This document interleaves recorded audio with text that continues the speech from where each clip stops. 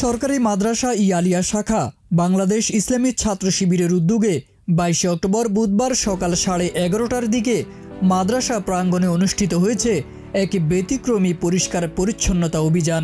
সামাজিক দায়বদ্ধতা ও জনসচেতনতা সৃষ্টির লক্ষ্যে আয়োজিত এই অভিযানে প্রধান অতিথি হিসেবে উপস্থিত ছিলেন ইসলামী ছাত্র শিবির ঢাকা মহানগর পূর্বের সভাপতি ও ডাকসুর ছাত্র পরিবহন সম্পাদক মোহাম্মদ আসিফ আব্দুল্লাহ। ছাত্র শিবির মাদ্রাসা ই আলিয়া শাখার সভাপতি মোহাম্মদ আব্দুল আলিমের সভাপতিত্বে অনুষ্ঠান উদ্বোধন করেন সরকারি মাদ্রাসা ই আলিয়ার অধ্যক্ষ মাওলানা ওবায়দুল হক। তিনি শিক্ষার্থীদের উদ্দেশ্যে বলেন, পরিচ্ছন্নতা ইসলামের অঙ্গ। এই উদ্যোগ শিক্ষার্থীদের নৈতিকতা ও সামাজিক দায়বদ্ধতার চর্চা শেখাবে। ক্লিন ক্যাম্পাস না হলে গ্রিন কিন্তু ক্যাম্পাস হবে না, অবশ্যই ক্লিন করতে হবে। ক্লিনটা শিক্ষা ব্যবস্থার মধ্যে অপরিহার্য একটা অঙ্গ, ইমানের একটা অঙ্গ। ক্লিন ছাড়া কিন্তু অনেক কিছু হবে না। পবিত্রতা ইমানের জীবন, এই পরিচ্ছন্নতা আমাদের অব্যাহত রাখতে হবে। এক্ষেত্রে আসিফ যে কথাটা বললেন সেটা হলো, শুধু আজকে একদিন করলে হবে না, কিন্তু নিয়মিতই ময়লা হবে, নিয়মিত পরিষ্কার করতে হবে। প্রধান অতিথির বক্তব্যে মোহাম্মদ আসিফ আব্দুল্লাহ বলেন, পরিচ্ছন্নতা শুধু বাহ্যিক নয়, এটি আমাদের চরিত্র ও নৈতিকতার প্রতিফলন। তরুণ প্রজন্ম যদি সচেতন হয়, সমাজ হবে আরও সুন্দর ও আলোকিত।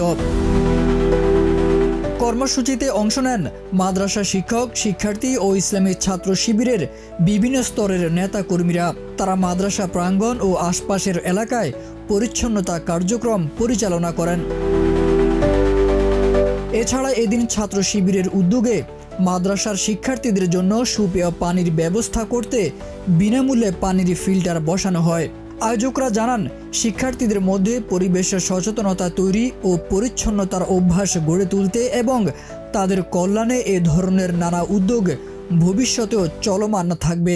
ইসলামী ছাত্র শিবির সবসময় ছাত্রদের উন্নয়নে কাজ করবে এবং ছাত্রদের যে কোনো সংকটে আমরা বলিষ্ঠ ভূমিকা পালন করব। একটা শিক্ষার্থীর বিশুদ্ধ পানি পান করা এটা একটা মৌলিক অধিকার। সেই মৌলিক অধিকারের জায়গায় থেকে আমরা মাদ্রাসা কর্তৃপক্ষকে বারবার বলেছি যে আমাদের পানির ফিল্টারের সংকট, এটা সংকটটাকে নিরসন করেন, কিন্তু তারা এটা কোনো পদক্ষেপ নেয়নি। শিক্ষার্থীদের দাবির মুখে বাংলাদেশ ইসলামী ছাত্র শিবিরের পক্ষ থেকে আমরা 2টা হলে 4টা পয়েন্টে পানির ফিল্টার স্থাপন করেছি। আমরা যখনই পানির সংকট হবে তখনই আমরা নতুন আরও ফিল্টার স্থাপনের প্রকল্পটা জারি রাখবো ইনশাআল্লাহ। তারেক আজিজ খান, প্রজন্ম 24।